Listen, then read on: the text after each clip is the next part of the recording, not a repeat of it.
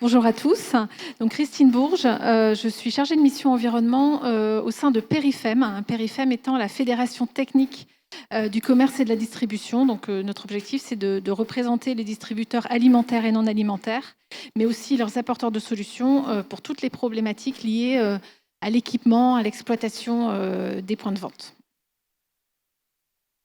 Bonjour à toutes et à tous, je suis Émilie Tafournel, directrice qualité au sein de la Fédération du commerce et de la distribution, la FCD, c'est-à-dire la fédération qui représente la quasi-totalité des grandes enseignes de distribution que vous pouvez connaître, les enseignes généralistes, donc Carrefour, Auchan, Casino, ainsi que des enseignes plus spécialisées comme Picard, Decathlon ou Métro.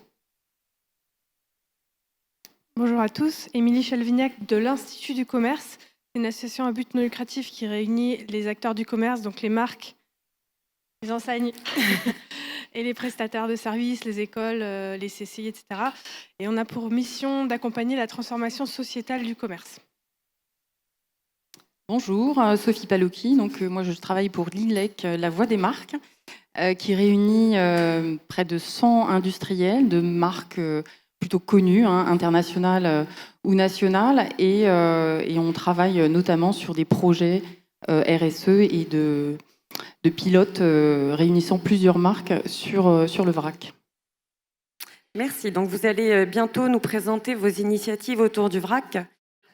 Voilà, cette slide pour vous montrer le cadre législatif et réglementaire qui encadre aujourd'hui la vente en vrac depuis 2 ans, en fait, depuis la loi AGEC, qui a été publiée en 2020 et qui a donc consacré la définition officielle de la vente en vrac.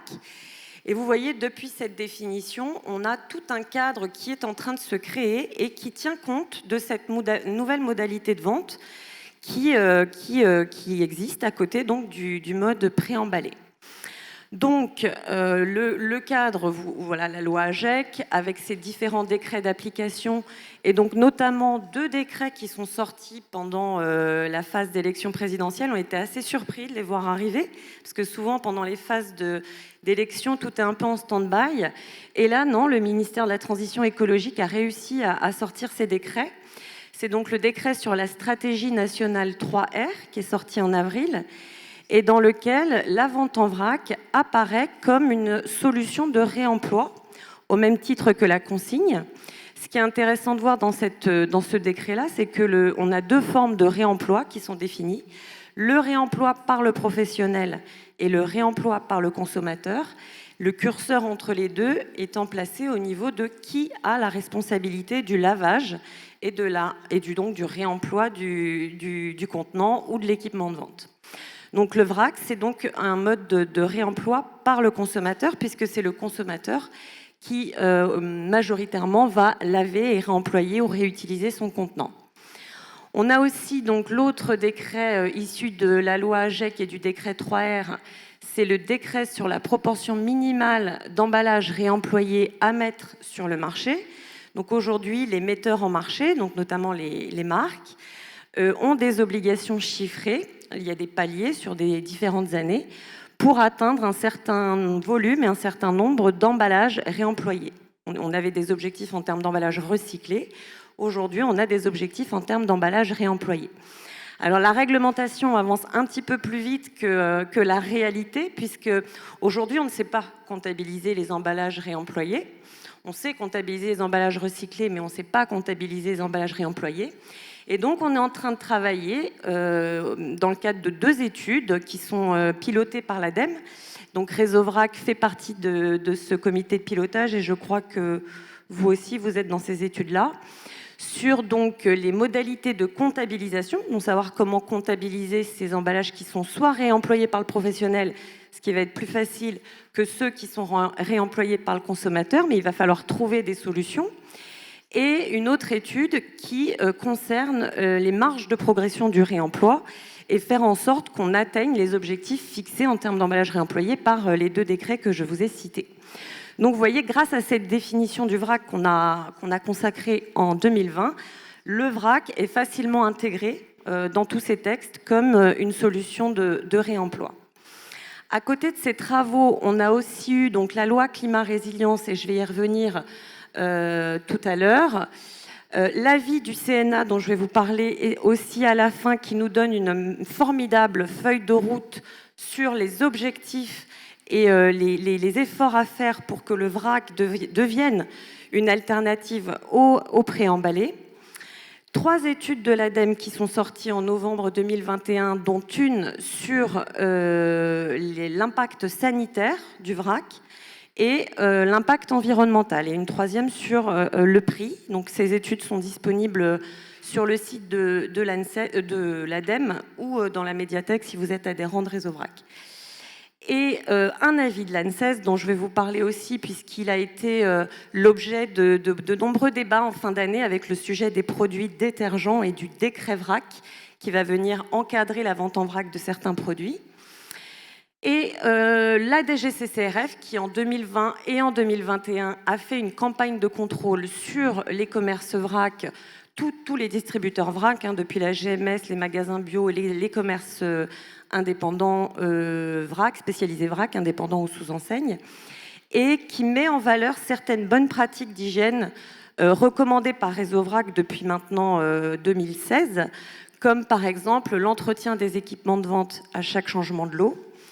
On va vous parler tout à l'heure avec Émilie donc du projet de guide de bonnes pratiques d'hygiène commun qu'on est en train de rédiger avec la FCD. Donc vous voyez, toute cette réglementation aujourd'hui, elle est synthétisée dans le guide juridique de la vente en vrac qui est disponible pour nos adhérents. Donc on a 2 guides, un pour les commerçants et un pour les fournisseurs, et on le met régulièrement à jour à la lumière de ces évolutions.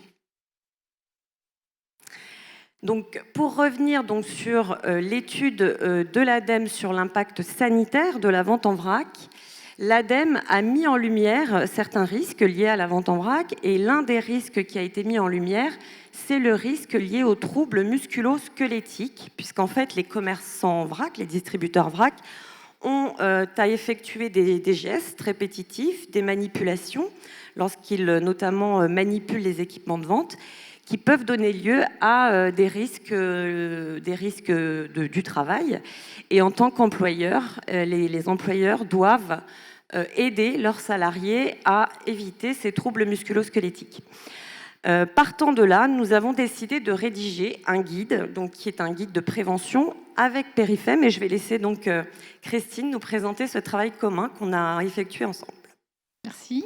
Donc oui, effectivement, on a Perifem et Réseau Vrac étions tous les deux membres de l'étude ADEME et avons pris le sujet en main d'élaborer ce guide à destination tant des épiceries, des adhérents, des épiceries spécialisées et des adhérents de Réseau Vrac que des adhérents.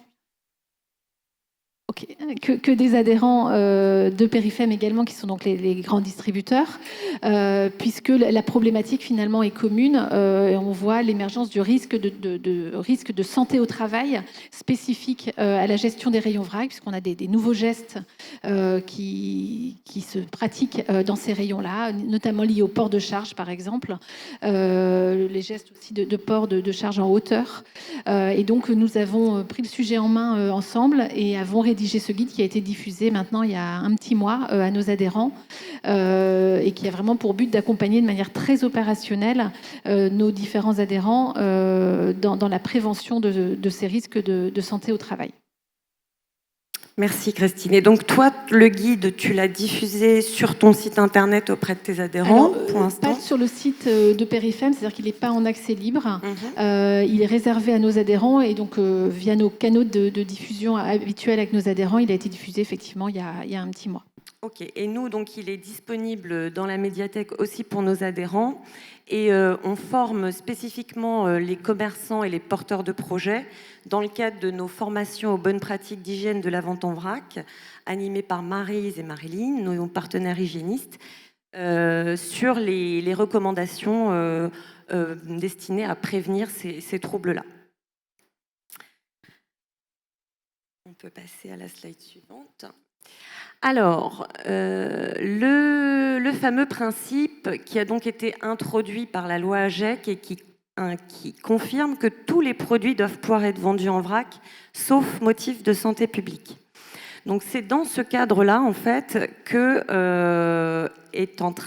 la DGCCRF est en train de préparer le fameux décret VRAC, c'est-à-dire le décret qui va lister les produits qui ne peuvent pas être vendus en vrac pour motif de santé publique. Alors ceux-là, on les connaît déjà, hein, ce sont les produits surgelés, les produits d'alimentation infantile, le lait et les compléments alimentaires.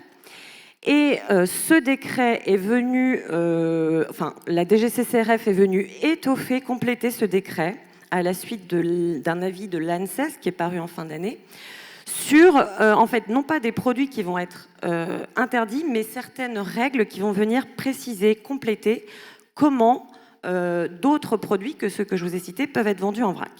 Et c'est donc dans le cadre d'un premier projet qui est sorti en fin d'année qu'on a vu la volonté de la DGCCRF d'interdire la vente en vrac de produits détergents en libre service, parce que l'ANSES avait mis en lumière certains risques liés à ces produits. Donc là, on a mis toutes nos forces en commun avec l'AFCD et Perifem et d'autres acteurs comme tous les acteurs de la bio, de la Maison de la Bio, la nouvelle association Nature Clean Label aussi. Et je tiens sincèrement à tous vous remercier parce que les actions de lobbying qu'on a mis en place tous ensemble ont abouti, puisqu'aujourd'hui, dans la nouvelle version du projet de décret qui nous a été communiqué, cette interdiction a disparu. Donc, seuls les produits les plus dangereux, donc c'est ceux qui doivent être emballés dans un contenant muni d'un système de sécurité enfant. Donc, vous voyez, quand c'est emballé dans un contenant avec une sécurité enfant, ou qui ont un indice tactile de danger. Donc, vous savez, c'est le petit pictogramme de danger qui est tactile en fait pour les consommateurs non-voyants. Et en fait, ça concerne des produits qui ne sont pas aujourd'hui vendus en vrac, comme la soude caustique ou certaines formes d'eau de javel. Donc, à part ces produits les plus dangereux, tous les autres, même s'ils sont classés, pourront être vendus en vrac dans un dispositif de distribution adapté, étant précisé que ce dispositif de distribution adapté, il est défini à travers une obligation générale de résultat qui est de garantir la sécurité du consommateur, la qualité du produit et la sécurité de la surface de vente. Donc aujourd'hui, on n'a pas plus de précision et moi j'ai interrogé la DGCCRF sur la question de savoir si elle avait déjà en tête des idées de dispositifs qui existent aujourd'hui pour distribuer les produits détergents qui ne répondraient pas à cette définition. J'attends leur réponse. Notamment, moi, je m'interroge sur la nécessité d'avoir des bacs de récupération par rapport à l'alinéa de la définition qui dit que l'équipement doit garantir la sécurité de la surface de vente. Alors, est-ce que le fait de ne pas avoir de bac de récupération, si on a du produit qui s'écoule sur le sol, ça peut entraîner des glissades, des choses comme ça? Mais voilà, on n'a pas plus de détails que ça sur ces équipements et sur cette définition de dispositifs de distribution adaptés. Et le point qu'on a vu arriver dans cette nouvelle version du décret, c'est que cette obligation donc, de distribuer en libre service dans des dispositifs de distribution adaptés, elle va aussi s'appliquer aux produits cosmétiques. Donc également une restriction sur les produits cosmétiques qui sont soumis à challenge test. Donc c'est la plupart des produits cosmétiques liquides et qui vont également devoir respecter cette obligation d'être distribués dans un dispositif de distribution adapté avec les mêmes questions sur qu'est-ce que c'est qu'un dispositif de distribution adapté. Donc suivez bien nos actualités. Donc là on a jusqu'au 30 mai pour contribuer et dire ce qu'on pense de cette nouvelle version. Et donc voilà, n'hésitez pas, consultez bien les actualités. On va peut-être interroger les adhérents pour connaître votre avis sur ce projet-là. Est-ce que vous avez envie d'intervenir sur ce sujet-là ou c'est complet? En tout cas, moi, je tiens à vous remercier, la FCD Perifem, parce que vous avez contribué à la réponse qu'on a apportée à la DGCCRF. Et peut-être que sans vous, on n'y serait pas arrivé. Donc voilà, je tenais à vous remercier. Voilà, on va pouvoir passer à la slide suivante. Alors l'autre article qui pose aujourd'hui des questions, et notamment pour la grande distribution, c'est cet article pareil issu de la loi AGEC qui confirme le droit du consommateur d'être servi dans son contenant et qu'à partir du moment où il décide d'acheter en vrac dans son propre contenant, il devient responsable de la propreté et de l'aptitude du contenant, à condition qu'il y ait un affichage en magasin qui l'informe sur comment bien réemployer son contenant. Cette information-là étant assez simple en alimentaire, un petit peu plus compliquée pour la cosmétique et la détergence, puisqu'on a besoin que l'information, l'affichage soit fourni par le fournisseur. En tout cas, cette règle-là, aujourd'hui, on voit, elle n'est pas facilement appliquée en GMS, même si aujourd'hui c'est un droit du consommateur. Et Christine, je voulais t'interroger sur ça. Pourquoi est-ce que dans la grande distribution, c'est si compliqué que ça d'accepter le contenant du consommateur, par exemple dans un rayon trad? Alors, je tiens à souligner, avant de répondre précisément à la question, que ce n'est pas du tout un problème de volonté. Je pense que la volonté de la part des distributeurs, elle est là. Mais effectivement, techniquement, c'est beaucoup moins simple que ça n'y paraît. Puisque, comme tu dis, la loi nous dit que c'est le consommateur qui est responsable de l'aptitude et de la propreté de son contenant. Mais la question, c'est comment est-ce qu'en magasin, on vérifie ce point-là ? C'est assez difficile finalement. Bon, sur l'aptitude, on peut encore trouver des moyens de vérifier l'aptitude du contenant par des systèmes de pictos qui apparaissent notamment sur les contenants pour vérifier leur compatibilité alimentaire. Sur la propreté, c'est plus difficile. Alors, quand le contenant est visiblement sale, c'est une chose. Quand il n'est pas visiblement sale, c'en est une autre. Et ça pose vraiment une question de responsabilité par rapport à la sécurité alimentaire des produits qu'on va vendre aux clients. Donc, c'est vraiment ce point-là qui est crucial aujourd'hui pour nous, sur lequel il faut qu'on apporte des réponses et des solutions techniques. Et on a aussi pas mal d'équipementiers adhérents de Perifem qui travaillent sur le sujet et qui vont nous aider à trouver des solutions pour accepter ces contenants et vérifier leur propreté. Mais il y a encore un peu de chemin à parcourir pour pouvoir vraiment généraliser la démarche. Et alors, tu me poses la question sur effectivement les rayons trad où on a de la vente assistée, mais je voudrais quand même aussi répondre sur la question de ces contenants dans les rayons vrac, où on n'a pas de vente assistée dans le modèle de la grande distribution. Et là, on a aujourd'hui zéro possibilité de faire des contrôles visuels aussi de ces contenants. Donc, ça renforce encore la difficulté et le risque de vérification de ces contenants. Et en plus, a fortiori dans les rayons vrac, on a aussi des questions de tarage de ces contenants. On doit permettre, et là encore, les balanciers notamment travaillent sur le sujet pour faciliter le travail de tarage qui doit être fait par le consommateur, mais il faut aussi que le consommateur s'habitue à ce geste, à ce parcours client qu'il faut aussi un peu réinventer pour faciliter la démarche du consommateur qui viendrait avec son contenant. Merci Christine. Et il y a d'ailleurs, je vous invite à visiter cette partie-là du salon, des solutions aujourd'hui de décontamination in situ, in shop, qui permettent donc au consommateur, quand il arrive, de décontaminer, de désinfecter le contenant avant de l'utiliser. Et donc effectivement, on attend un peu peut-être d'innovation, de solutions pour sécuriser en tout cas les acteurs de la grande distribution sur ce sujet du... Oui, il y a clairement une vraie émulation autour de la vente en vrac et de toutes les réglementations là, que tu cites, parce que c'est au-delà des réglementations, c'est aussi le consommateur qui nous pousse, et on a aussi envie de servir nos clients et de répondre à leurs attentes. Donc, si c'est encore un peu difficile aujourd'hui, moi je suis très confiante sur l'avenir, parce qu'on sent que cette émulation, ça stimule l'innovation en fait. Et donc on voit bien que les innovations arrivent, il y en a déjà qui sont sur le marché, qu'on n'imaginait pas il y a 2 ans, et je pense que si on se revoit dans 1 an ou dans 2 ans, la plupart des freins auront été levés pour passer à l'échelle sur toutes ces solutions. Merci Christine. Ce d'autant, merci. Ce d'autant que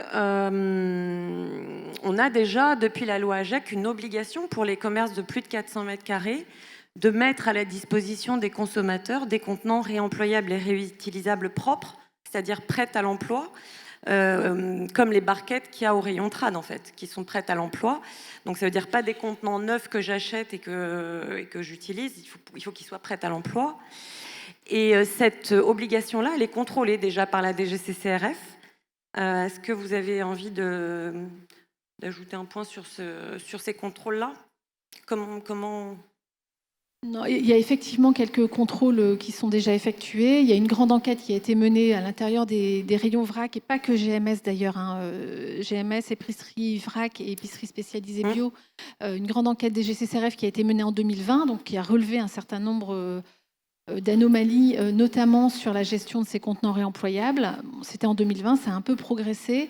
Je pense que là aussi, le développement en masse de cette pratique va se faire aussi quand on aura trouvé le bon modèle. Le bon modèle, oui. Globalement, pour les rayons vrac, pour le parcours client qui est à simplifier.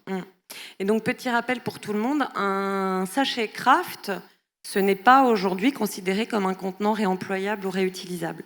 Parce que, bon, alors ils ont les certificats d'alimentarité, ça c'est sûr, mais pour la plupart, ils n'ont pas le certificat d'aptitude au contact répété alimentaire que les contenants réemployables, réutilisables doivent avoir. Donc aujourd'hui, un rayon où on a des silos, des bacs à pelles, mais on ne propose que du sachet Kraft, eh ben c'est pas considéré comme un rayon vrac. Et on va voir que c'est important cette définition pour notamment les objectifs de la loi climat.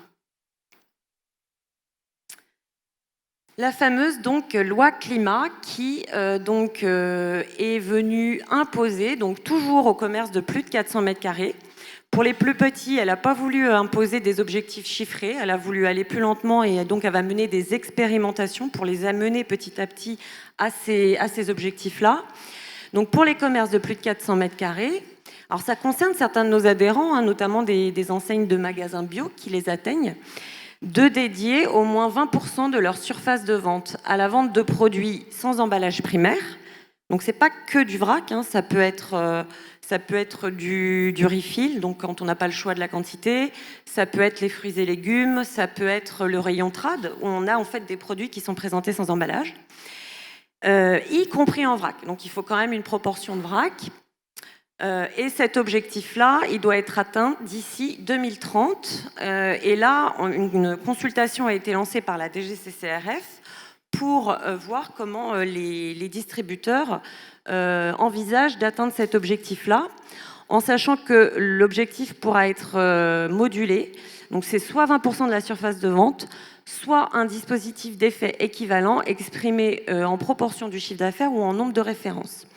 Donc là, la consultation a été lancée. Émilie, est-ce que tu veux nous dire comment tes adhérents ont accueilli cette obligation ? Alors oui. Alors avant d'avoir l'obligation, on avait suivi le processus législatif, donc le passage du texte à l'Assemblée, au Sénat. Donc on l'avait un petit peu vu venir. Je vous rappelle que la loi climat et résilience, elle fait suite à la Convention citoyenne pour le climat. Donc beaucoup de questions, beaucoup de demandes, d'exigences formulées par les consommateurs, donc les citoyens réunis au cours de cette convention. Et ensuite, donc le politique s'est saisi de ces demandes pour rédiger ce projet de loi à l'époque. À l'initiale, de mémoire, le chiffre des 20% était un chiffre de 50%. Donc je ne vais pas vous dire que les grands distributeurs l'ont pris avec plaisir, tout simplement parce que si vous vous mettez à l'échelle d'un magasin de grande distribution, que vous regardez la proportion de rayons, ce qu'on appelle les rayons LS, donc libre-service, et la proportion de rayons où on a de la vente sans emballage, on est très très très loin des 50%. Donc bien évidemment, comme le disait Christine, nos adhérents, c'est des commerçants. Donc leur objectif, c'est de répondre aux attentes des consommateurs. Et je pense qu'il ne vous aura pas échappé aussi que dans la grande distribution plus généraliste, le vrac se déploie. Il y a une vraie volonté d'y aller. Pour autant, avoir des objectifs chiffrés, ça veut dire des contrôles à la suite, et il faut pouvoir s'assurer de la conformité. Donc il y a eu une inquiétude au départ de nos adhérents qu'ils nous ont formulée, qu'on a relayée auprès des pouvoirs publics et des partenaires d'ailleurs, puisqu'on s'est tous coordonnés, que ce soit avec Réseau Vrac, avec l'ILEC, avec l'ANIA, avec la FISC et la Fédération des détergents, l'Institut du commerce et Périfem, pour voir quelles étaient les remarques que l'on pouvait formulé et qui serait constructif dans cet objectif de 2030. Et finalement, le chiffre de 20%, il ne nous semble plus inatteignable. Pour autant, il va falloir travailler vite. Vous parliez d'innovation, d'émulation. 2030, ça va venir très vite. Maintenant, on est à 8 ans de l'échéance. On n'a pas été véritablement capable de chiffrer aujourd'hui le pourcentage de cette surface de vente qui est aujourd'hui consacrée à la vente sans emballage, y compris en vrac. Mais on est quand même loin des 20% a priori. Donc se pose la question de la manière de calculer et donc de contrôler également. Donc comment, à l'échelle d'un magasin, quand je rentre dans mon magasin, je me dis... aujourd'hui, j'ai tant de pourcents de la surface de vente qui est sans emballage, y compris en vrac. Eh ben, bon courage. Donc, du coup, on a tenté des choses avec nos adhérents en essayant de leur faire remonter des données. Alors, il y a des plans qui existent, des plans de situation, notamment pour tout ce qui est normes de sécurité incendie. Donc, on va travailler sur ces aspects-là. Et après, on avait aussi travaillé avec le législateur pour essayer de proposer, si jamais on n'arrivait pas à chiffrer en surface de vente, d'autres modalités de calcul qui étaient le nombre de références et le pourcentage de chiffre d'affaires. A priori, on restera quand même, c'est à confirmer, mais sur la surface, qui sera le moins compliqué à calculer. Et du coup, maintenant qu'on est rendu au stade du décret qui vient en application de la loi climat, la principale remarque que l'on a formulée, elle est que dans ce qu'on appelle l'assiette de départ, c'est-à-dire la surface de départ, surface de vente qui est définie dans le texte, on ne prenne pas en compte les rayons pour lesquels la vente en vrac est interdite par l'autre décret que Lucia a présenté tout à l'heure, parce que, comme je vous le disais, les 20% sont déjà compliqués à atteindre. Si en plus, dans le point de départ, et donc forcément dans le calcul des 20%, on prend en compte des rayons complets pour lesquels on sait qu'on ne peut pas faire de vente en vrac, les 20% seront encore plus difficiles à atteindre. Donc c'est la principale remarque sur ce projet de décret. Donc on retirerait la surface des produits surgelés, des laits, des compléments alimentaires, etc. Qui n'est pas anodine dans un magasin, un grand hyper par exemple, que si vous prenez la surface des rayons surgelés plus du lait et des produits infantiles, ça fait quand même quelques mètres carrés. Par contre, on laisserait bien la surface des détergents et des produits cosmétiques, puisque eux, ils sont pas interdits, mais juste conditionnés, quoi. Oui, tout à fait. Ok. C'est-à-dire, on part d'une surface de vente de produits, ce qu'on appelle vracables, pour calculer ces 20%. Ok. Et alors, parmi vos adhérents, enfin Christine plutôt, je crois que vous avez aussi des magasins spécialisés, enseignes de bricolage, ou qui sont également concernés par cette obligation de la loi climat. Alors effectivement, dans le texte tel qu'il est écrit aujourd'hui, ces magasins sont concernés au même titre que les magasins à majorité alimentaire. Decathlon aussi. Decathlon, Leroy Merlin, Cultura et d'autres. Par contre, donc, ils sont concernés parce qu'ils font plus de 400 mètres carrés. Par contre, nous, ce qu'on a proposé au pouvoir public, c'est quand même de les exclure du dispositif parce que finalement, ils ne proposent à la vente que très très peu de produits de grande consommation au sens où on l'entend d'un point de vue réglementaire, au sens du décret 2019 qui nous liste les PGC qui entrent dans l'assiette de calcul dont vient de parler Émilie. Donc en fait, ces magasins spécialisés ne vendant quasiment pas de produits de grande consommation en ce sens réglementaire du terme, donc il ne paraît pas pertinent de leur demander de dédier 20% de ces produits-là, 20% de leur surface, sans emballage primaire. Donc, ce qu'on a proposé dans cette préparation à l'écriture du décret de la loi climat, on propose que ces magasins spécialisés n'entrent pas dans ce dispositif tel qu'il est écrit, mais entrent dans un système d'expérimentation, comme il est prévu pour les moins de 400 mètres carrés, pour trouver, encore une fois, le bon modèle qui sera pertinent, puisque en fait, ces enseignes spécialisées manifestent aussi l'envie de développer la vente sans emballage primaire. Effectivement, on a donc dans l'article 23 de la loi climat, tu peux recliquer, on a cet article 23, point 4, qui concerne donc les commerces de moins de 400 mètres carrés, dont je vous parlais au départ, et pour lesquels les pouvoirs publics n'ont pas voulu imposer des objectifs chiffrés, comme pour les plus gros.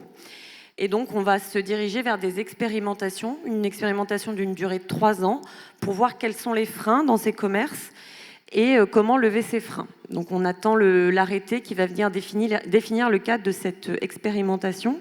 Et donc l'idée, ce serait d'intégrer ces commerces spécialisés aussi dans cet alinéa-là. Et l'alinéa 3 de l'article 23 qui est très important pour nous, puisqu'en fait on s'est rendu compte que malgré la loi AGEC, malgré le principe selon lequel tous les produits doivent pouvoir être vendus en vrac, aujourd'hui, quand on arrive au niveau des ministères, c'est un petit peu compliqué pour nous. Par exemple, on a essayé de travailler avec le ministère de l'Agriculture pour lever le frein sur le lait. Et on n'a pas réussi. Donc, on a souhaité encore renforcer ce travail qu'on veut faire avec les pouvoirs publics. Et là, on a un alinéa qui nous donne une base légale pour retourner voir les ministères et faire en sorte que les restrictions soient levées sur des produits comme le lait, dont on sait qu'on peut le vendre en vrac sans risque de santé publique. Donc on veut le faire lever en priorité sur le lait et sur les produits surgelés, puisque c'est sur ces deux produits-là aujourd'hui qu'on a le plus de demandes. On peut avancer. Voilà, donc là on vous a présenté un petit peu le cadre, ce qui existe, et vous pourrez nous poser vos questions après. Donc là, moi, je vais passer la parole à l'Institut du commerce. Donc, Émilie Chalvignac, après avoir dressé ce portrait, voilà, je te laisse enchaîner sur ton initiative sur le vrac. Merci. Donc, on a effectivement commencé à parler d'économie circulaire à l'Institut du commerce en 2018, donc avant la loi AGEC, si je ne dis pas de bêtises, et la loi climat et résilience. À cette époque, on se sentait un petit peu seul. Le sujet était, pourtant, c'est pas si lointain, en 2018, mais l'idée, c'était de se projeter sur un parcours d'achat autour de l'économie circulaire pour le consommateur. On a enchaîné sur d'autres travaux autour de la logistique, retour au service de l'économie circulaire. Et l'année dernière, on s'est dit qu'on avait beaucoup de matières qui étaient un peu dispersées et qu'on allait consigner ça dans un guide. Donc on s'est rapproché de Réseau Vrac. Et ce guide, on l'a coécrit avec Réseau Vrac, mais également avec, avec nos adhérents qui sont... voilà, il y avait L'Oréal, Nestlé, Leclerc, enfin plein d'autres. Et il donne une vision assez complète et large du sujet. La partie réglementaire, elle appartient plutôt à Perifem, l'ILEC, la FCD et Réseau Vrac. Enfin voilà, nous on n'est pas trop là-dessus. Par contre, on l'a consigné dans le guide. Et derrière, l'idée c'est vraiment de montrer les défis de la sortie de l'usage unique et les implications opérationnelles et stratégiques. Voilà, je pense que ces sujets ils sont complexes. Il faut quand même juste se rappeler effectivement de grandes données qu'on a tous en tête sur les enjeux environnementaux et sociétaux.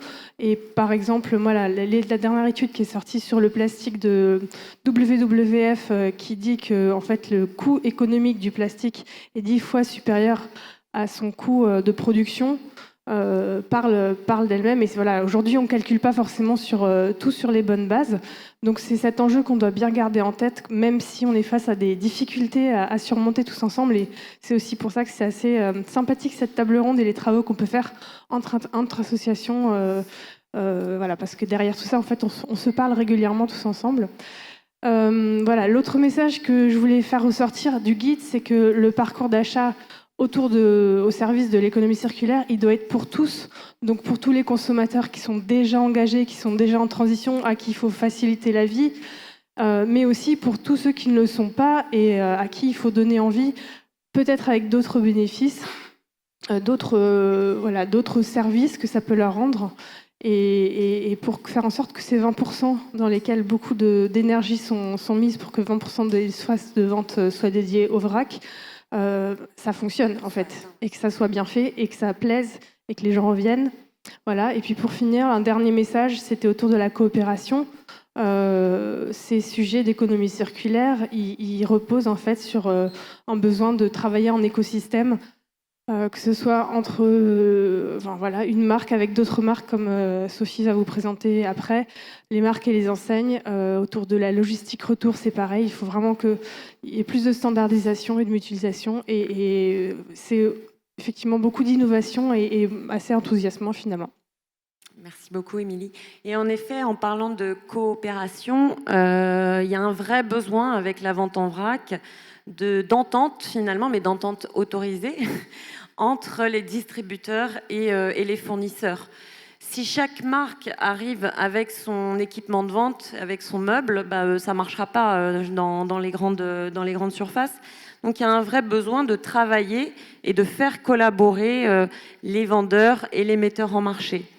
Lilek, donc la voix des marques, est-ce que tu peux un peu nous raconter comment les marques travaillent sur le vrac ?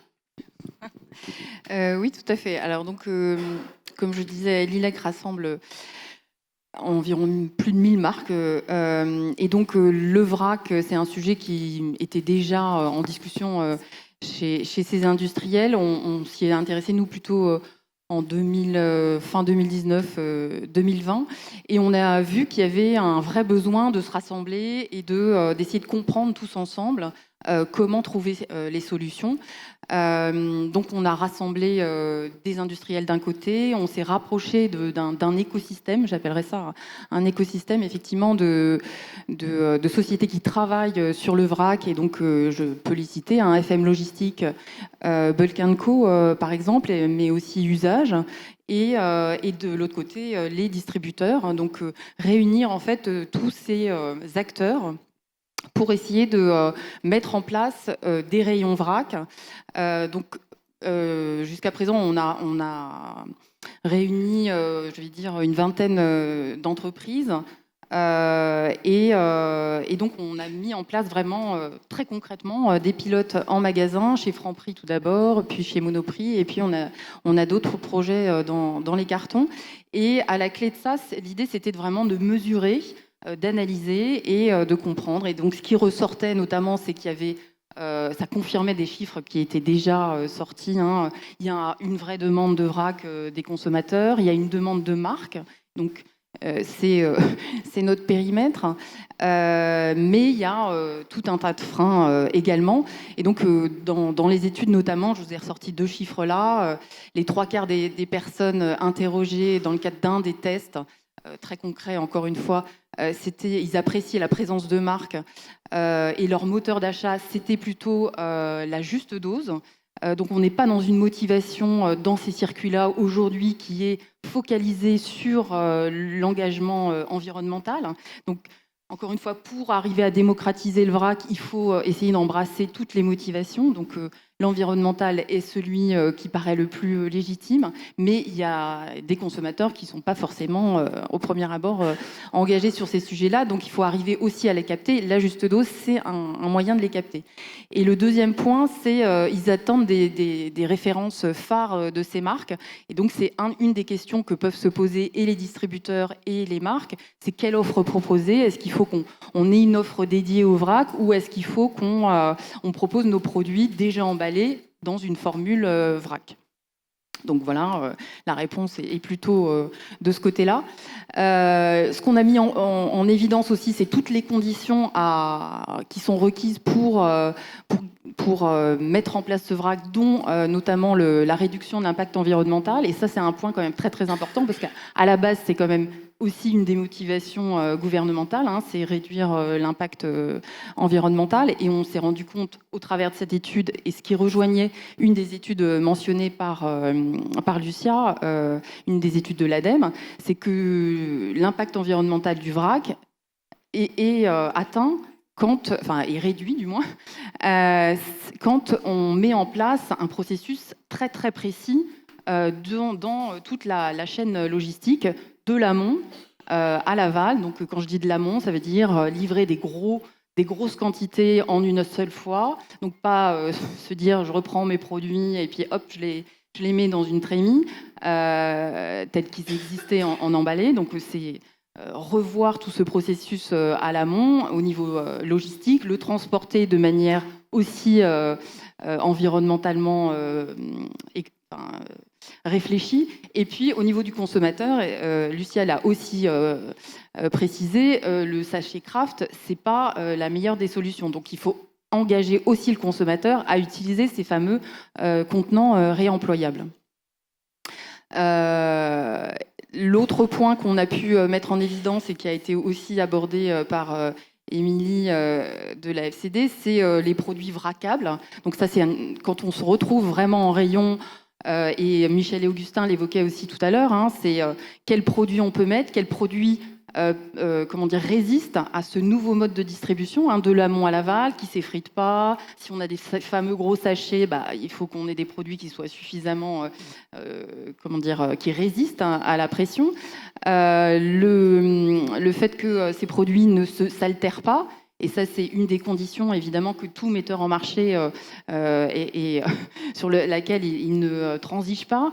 Et les marques que je représente sont des marques connues. Donc, il y a un vrai enjeu de réputation, évidemment. Si tout d'un coup, leurs produits qui s'appellent Carte Noire, Bénénuts, Carambar ou autres se retrouvent altérés dans ces contenants-là, c'est toute la marque et emballée aussi qui se retrouve pénalisée.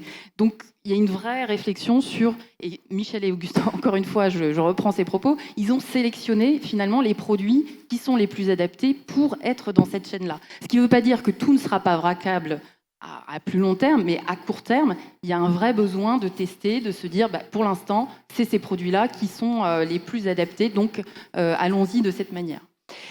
Et puis ensuite, il y a tous les freins du côté du consommateur, et ça a été évoqué aussi tout à l'heure, hein, entre la pesée, revenir avec ses contenants, passer en caisse, ne pas être toujours sûr du prix qu'on va avoir en caisse avant de se retrouver au moment du paiement.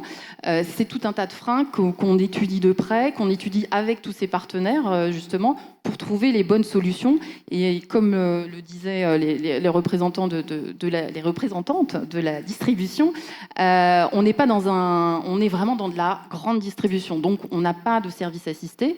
Et donc, il faut que le consommateur s'y retrouve et trouve que le parcours est le plus simple possible pour embarquer tout le monde. Et encore une fois, on est vraiment dans une démarche d'embarquer le maximum. Et aujourd'hui, je pense que c'est ça le défi du vrac, c'est d'embarquer le maximum et de faire de la consommation régulière.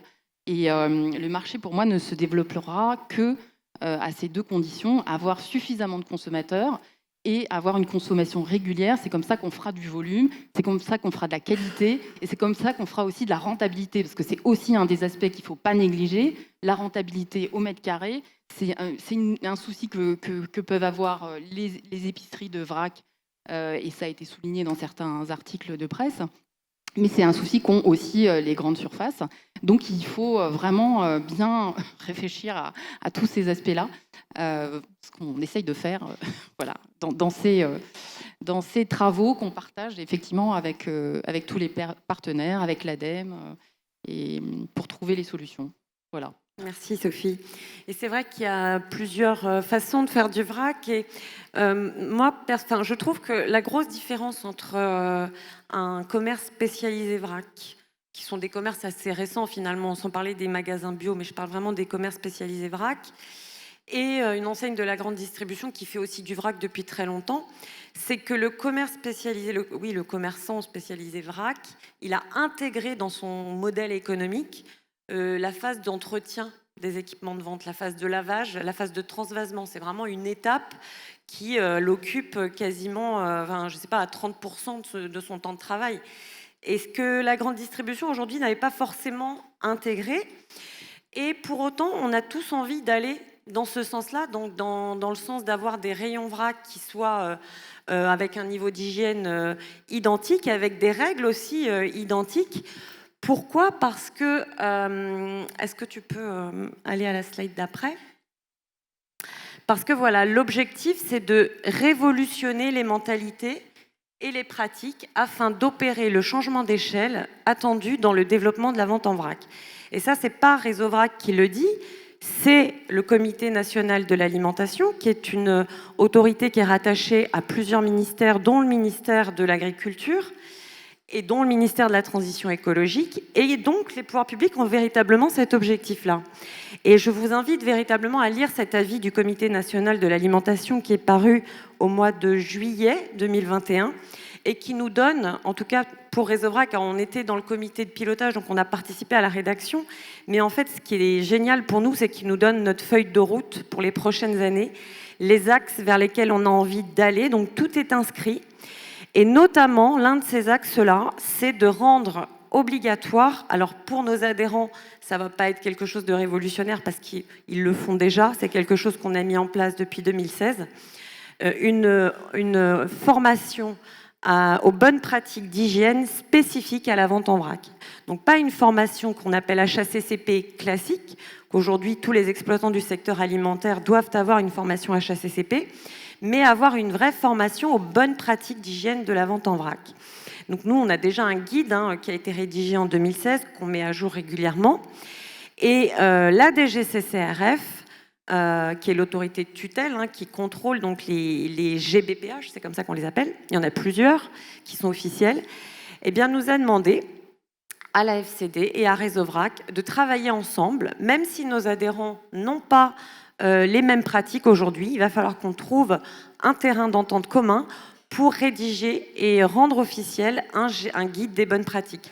Et là, je vais passer la parole à la spécialiste en France et dans le monde, peut-être même, j'ai envie de dire, des GBPH.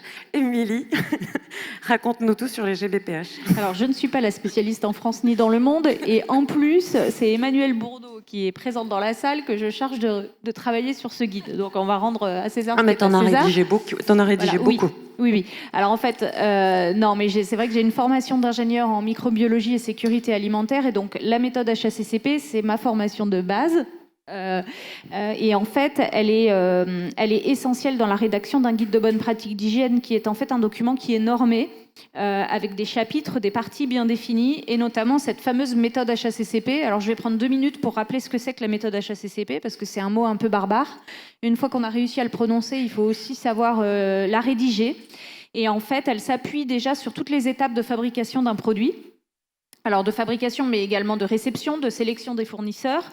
Donc produit, emballage, stockage, préparation. Donc dans le cas du vrac, c'est l'ouverture des contenants d'origine, c'est le transvasement, c'est le nettoyage du matériel, c'est le tarage au niveau des balances, c'est toute l'information des consommateurs, donc que ce soit sur l'étiquette qui est présente en rayon, en magasin, ou que ce soit sur le ticket produit ou l'étiquette produit que l'on va remettre au consommateur. Et ça varie d'un produit à l'autre. Et donc, toutes ces considérations-là doivent être intégrées à un guide de bonnes pratiques qui va donc présenter le cycle de vie du produit, donc le diagramme que je viens d'évoquer avec les différentes étapes, tous les intrants au sens produits matières premières, au sens emballage, au sens matériel de stockage, de nettoyage. Les produits de nettoyage utilisés font partie des intrants qui doivent être pris en compte puisqu'ils doivent répondre à des caractéristiques à la fois d'efficacité mais aussi de sécurité. On doit ensuite décliner les différents dangers que l'on peut trouver dans le produit. Donc ça, je ne vais pas vous apprendre non plus qu'en fonction d'un produit, que ce soit un produit alimentaire périssable ou très périssable, ou un produit avec une DDM, donc qui est logiquement un produit moins périssable, les risques ne sont pas les mêmes. On a les risques microbiologiques qui sont l'évidence, mais on a aussi tout ce qui est corps étranger, tout ce qui est nuisible, insectes, rongeurs, et leur déjection, malheureusement, dans certains produits. On a tout ce qui est risque chimique, c'est-à-dire les résidus de produits de nettoyage, désinfection, mais aussi tout ce qui peut venir de l'amont, notamment dans certaines récoltes, certaines cultures avec les pesticides. Donc tous ces dangers-là, ils doivent être pris en compte. On doit connaître le process et voir finalement à quel stade ces dangers peuvent perdurer et ce qu'on peut faire pour soit les éliminer, soit éviter qu'ils ne se développent, notamment pour tout ce qui est partie microbiologique. Et donc ça passe par des bonnes pratiques d'hygiène que l'on connaît aussi bien dans nos métiers. Alors c'est à la base très tourné alimentaire, GBPH. C'est défini dans la réglementation pour les produits alimentaires. Ça l'est moins pour les produits non alimentaires. Pour autant, la démarche sera la même. Mais on doit donc analyser ces différentes étapes, ces différents dangers, et voir finalement au stade du consommateur quel est le risque qui peut perdurer et ce que l'on peut faire pour l'éviter. Et c'est ça la méthode HACCP, c'est des tableaux un petit peu barbares avec plein de lignes, plein de colonnes, tous les dangers. Et qu'est-ce que je fais moi à l'échelle du professionnel pour les minimiser, les éviter ou les supprimer. Voilà, et donc en fait, à la suite, on doit aussi donner des conseils qui soient clairs, faciles à comprendre pour les professionnels, puisqu'un guide de bonnes pratiques d'hygiène, c'est un outil d'application volontaire, mais à partir du moment où il est utilisé, lorsqu'une administration viendra vous contrôler, que ce soit la DGCCRF ou la DGAL, les fameuses DDPP qui font les contrôles en magasin, qui d'ailleurs prochainement ne seront plus que sous tutelle du ministère de l'Agriculture, puisque la semaine dernière on a appris qu'il n'y aurait plus qu'une seule police administrative qui serait pilotée par le ministère de l'Agriculture.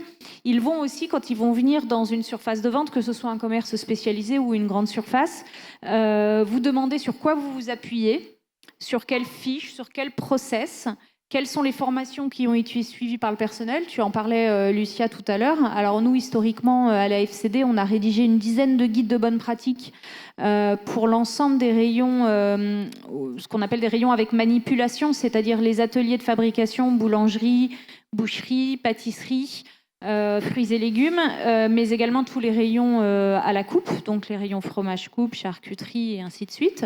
Et ces guides, ils nous servent à expliquer à l'ensemble des surfaces de vente, quelle que soit leur taille, les règles qu'elles ont à respecter. Et on se base aussi sur ces guides pour la formation des personnels, qui est aussi une activité historique des enseignes et des services qualité de chacune des enseignes. Donc, comme le disait Lucia, nous, on avait... partant de l'expérience de la rédaction des différents guides que l'on a fait valider il y a très longtemps maintenant, on les a mis à jour à partir de 2011 et certains ne sont pas encore validés aujourd'hui, plus de 10 ans après, parce que les services de l'administration sont ce qu'ils sont en termes de ressources. Et donc, quand un guide de 500 pages est déposé à la DGCCRF, par exemple, il faut qu'elle trouve les bonnes personnes avec la compétence en interne pour aller le relire intégralement, faire des premières remarques. Ensuite, ce guide, avec remarques, on le reçoit, on le modifie, on le met à jour, puis on le transmet à la deuxième administration, la DGAL, et ainsi de suite, le ministère de l'écologie et enfin le ministère de la Santé. Donc, quand on connaît les problématiques de délai et de ressources au sein de l'administration, quand vous devez passer un guide entre 300 et 500 pages à 4 administrations différentes, eh bien, ça peut prendre un petit peu de temps pour être validé. Donc, ce qui apporte aussi après la qualité et la robustesse à ces documents, parce qu'ils ont vraiment été relus sous toutes les coutures et modifiés en fonction des compétences de chaque ministère de tutelle. Mais c'est un vrai parcours du combattant. Et donc, quand Réseauvrac a déposé son guide, a approché, je crois, la DGCCRF pour son guide de bonne pratique, moi, la DGCCRF m'a très rapidement passé un coup de fil après en me disant « Émilie, on sait que vous travaillez aussi à un guide.